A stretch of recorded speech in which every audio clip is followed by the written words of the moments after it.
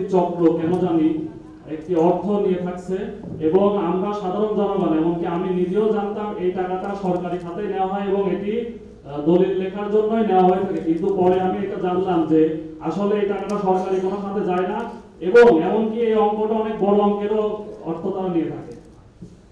যদি এই বিষয়ে আমরা প্রতিকার পাতাম খুব উপকার হতো। কুষ্টিয়া সদর একটু ব্যস্ত অফিস এবং মহাফেজ থানার ভারপ্রাপ্ত কর্মকর্তা আমি।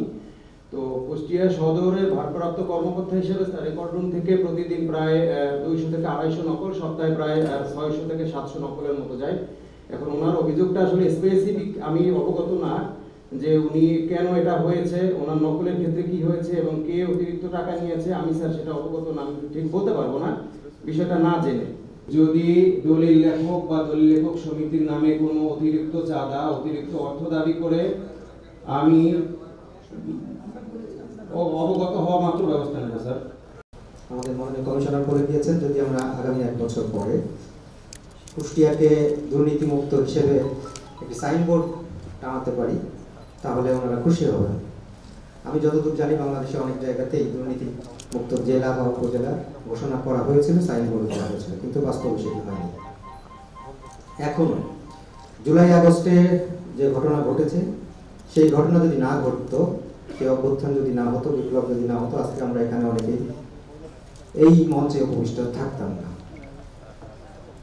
এই বিষয়গুলি আমাদের নাড়া দেয়।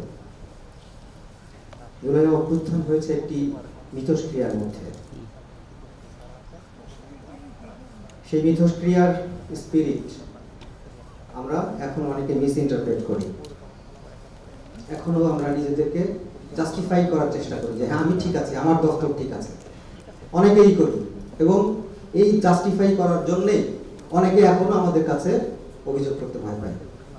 এই ভয়ের থেকে দূর বেরিয়ে আসতে এখনো আমরা জানি, আমরা মানে আমি যে দপ্তরে কাজ করি আমি বলি যে আমার দপ্তর ঠিক আছে, এটা একটা প্রধান ব্যারিয়ার আমার কাছে মনে হয়। এই যে খেলা কাজ দুর্নীতি লড়বো আমরা একসাথে আপনারা থাকবেন, আমরা আপনাদের সাথে থাকবো, ইনশাআল্লাহ আপনাদেরকে গাইড দেবেন ইনশাআল্লাহ। এবং আপনারা যদি চেষ্টা করেন তাহলে ইনশাআল্লাহ অবশ্যই দুর্নীতি সংগ্রামে আমরা জয়ী হব। আমি আপনাদের কাছে 2টা অনুরোধ নিয়ে আসছি। 1 নম্বর হলো নিজে যে কাজটা করি সেটা সঠিকভাবে, আর কিছুই করতে হবে না।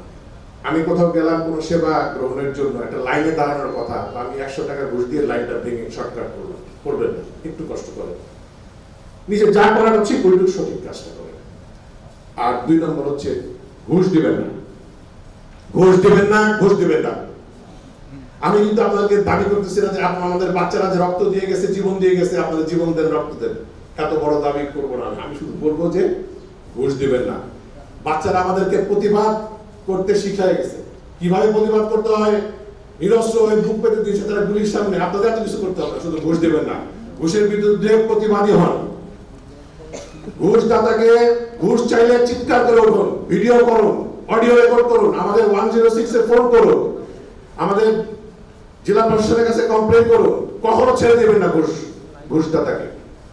এখন যারা ঘুষ গ্রহণ করে তারা কিন্তু একা, তাদের পরিবারকে যদি আমরা এখন এখানে দাঁড়া করাই বাচ্চা কাচ্চা সহ এবং বলি বাবা তোমরা সারা জীবন 5 স্টার হোটেলে থাকবা, BMW গাড়িতে ঘুরবা, আর ঢাকা ইউনিভার্সিটিতে পড়বা, হেলিকপ্টার করে যাবা, প্রতিদিন আসবা সারা জীবন, শুধু একটা শর্ত, সকালবেলা পাড়ার লোকজন এক জায়গায় হবে আর বলবো এই ঘুষ করে বাচ্চা, আবার বিকালে পাড়ার লোকজন এক জায়গায় হবে বলবো ঘুষ করে বাচ্চা। তোমরা রাজি আছো? কেউ রাজি হবে বলেন? কেউ রাজি হবে না। কারণ পরিবারে স্ত্রী সন্তানরা অসহায় এই ঘুষখোরদের কাছে, তো তারা আসলে একা, উলঙ্গ, নির্লজ্জ মানুষ, এদের কোনোভাবে সাহায্য করবে